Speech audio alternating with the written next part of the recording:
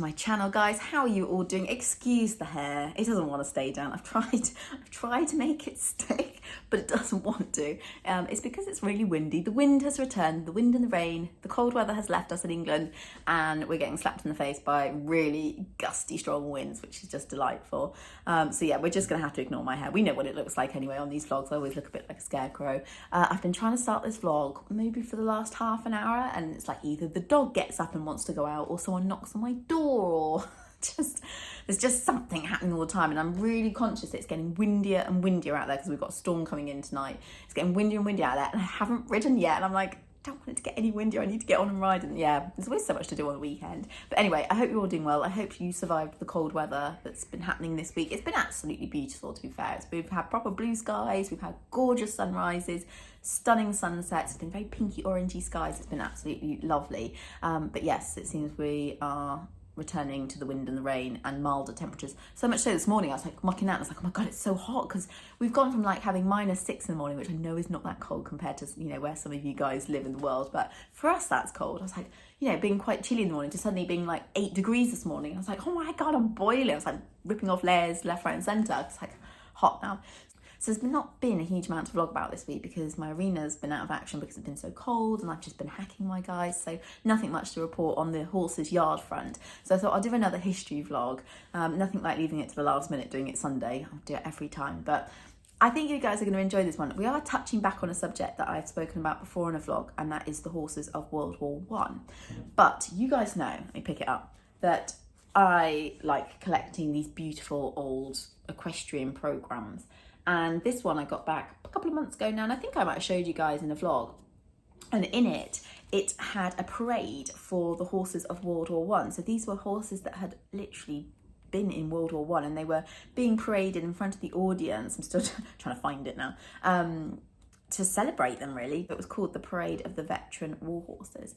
And I thought I would just read you some of the kind of background stories on some of the horses that were bringing in the parade, because honestly, they're incredible.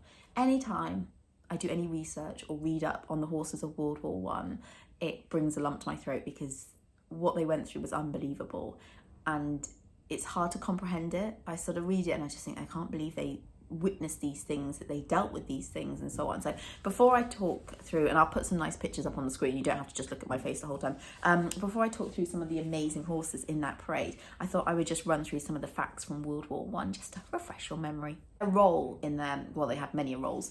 Obviously the cavalry, they carried the officers, the troops, they were used to pull the field guns, they were used to pull the really heavy artillery, which needed something like up to 12 horses. They obviously picked up casualties and like the soldiers and stuff. They kind of have the like the Red Cross wagons on the back, and they'd be used to move things around, like feed and that kind of stuff, move ammunition about. They also had mules as well that did these jobs, but I mean, they were vital, absolutely vital in the war.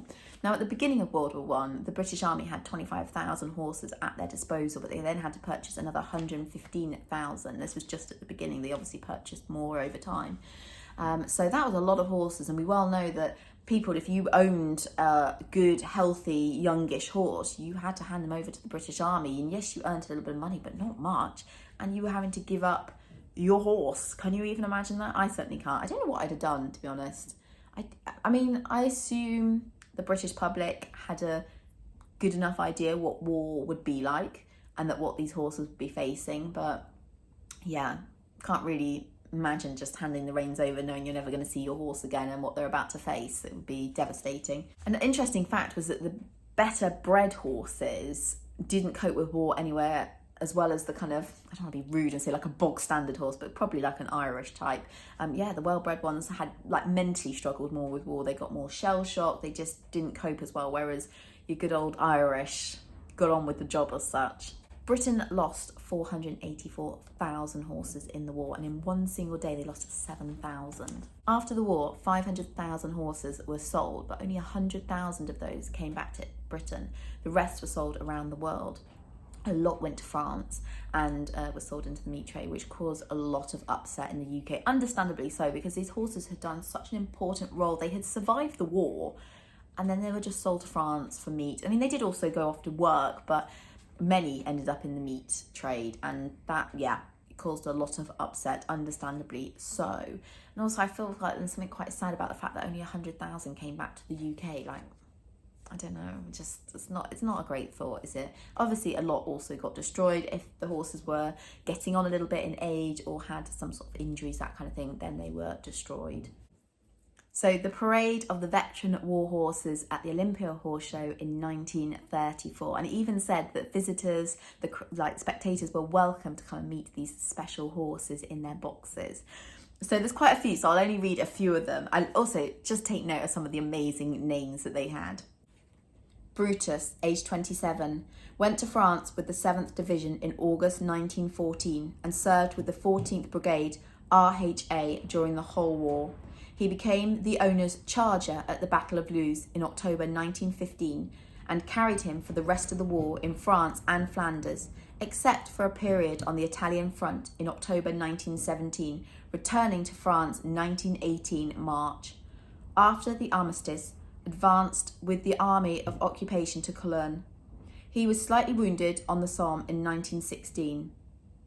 Was brought out of the army in 1919 and subsequently been hunted for 7 months, kindly lent by Major FCG Norman.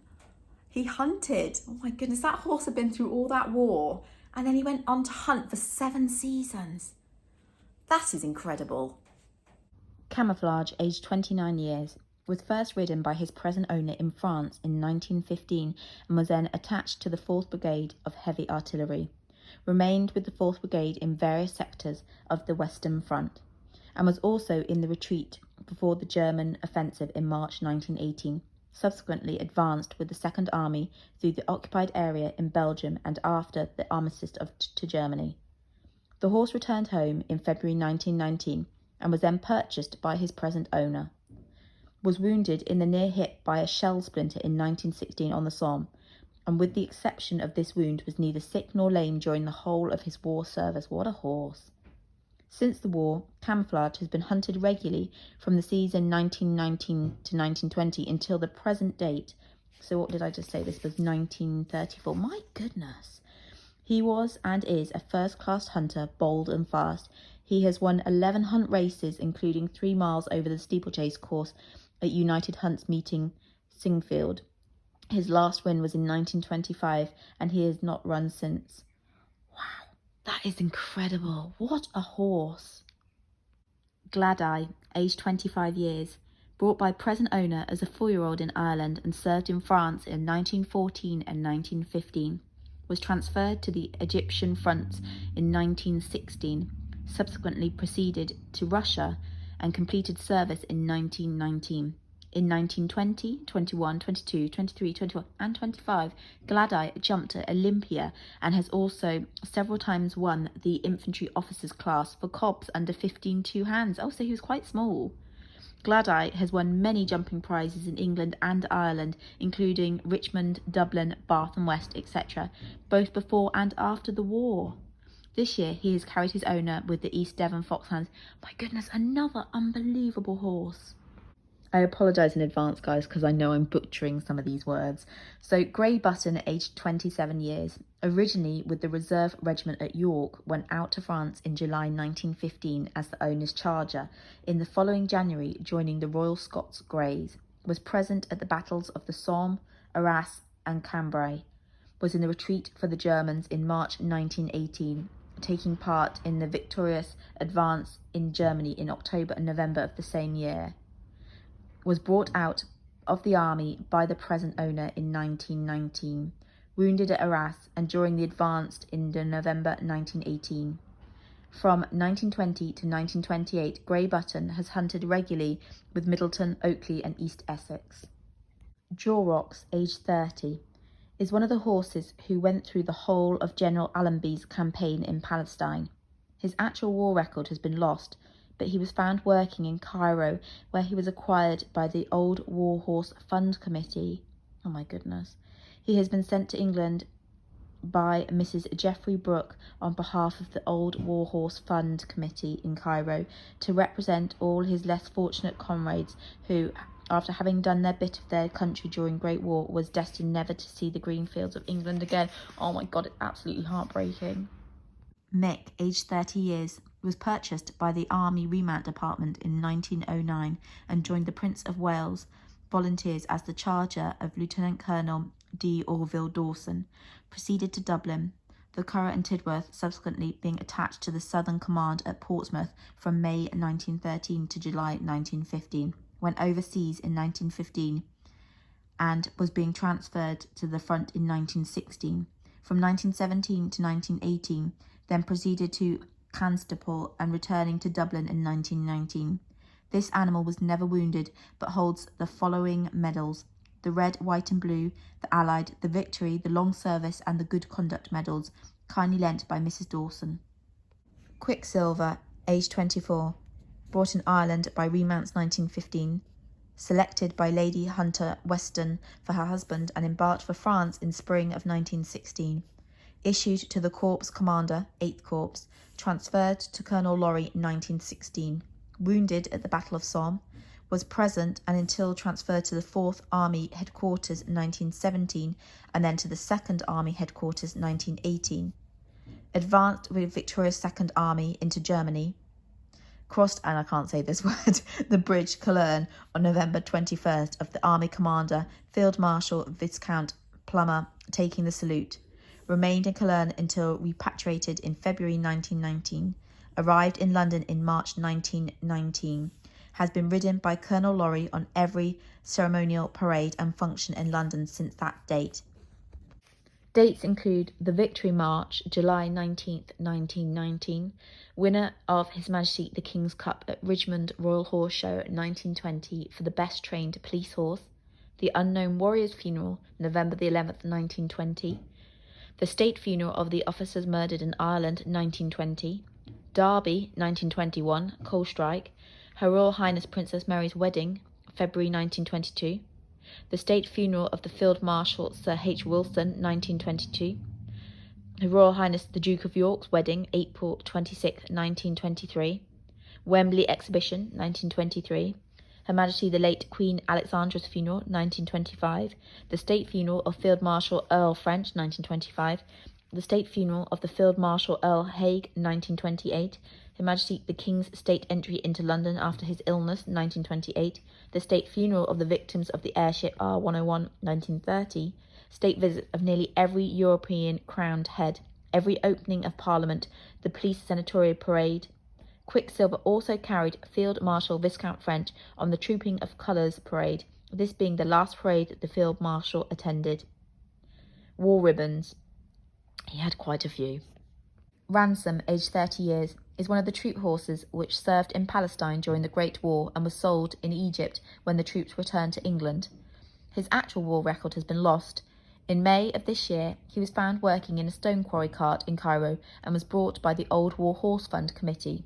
His condition being far better than the majority of the horses purchased by this fund, it was decided to send him home together with his companion Jorrocks, where they are to spend the rest of their days together in idleness and comfort.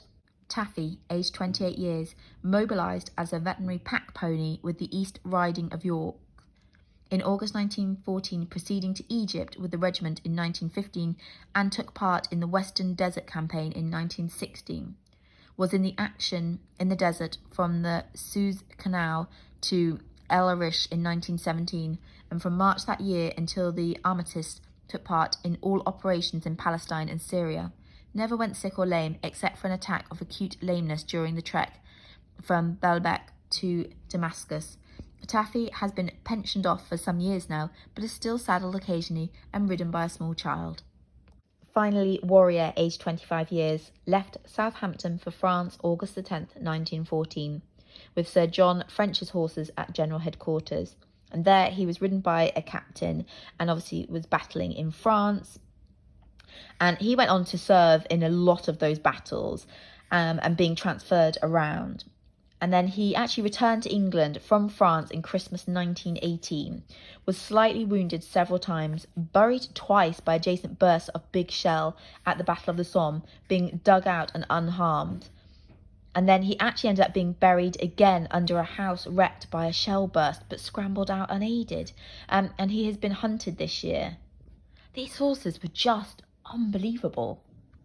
I hope you guys enjoyed that as much as I did. Reading those horses' stories, I've had my mind blown. I can't believe not only what those horses went through, but then to come back and continue to do other jobs like being a police horse or a hunt horse or a brood mare, or they're just remarkable. I mean, the strength in these horses.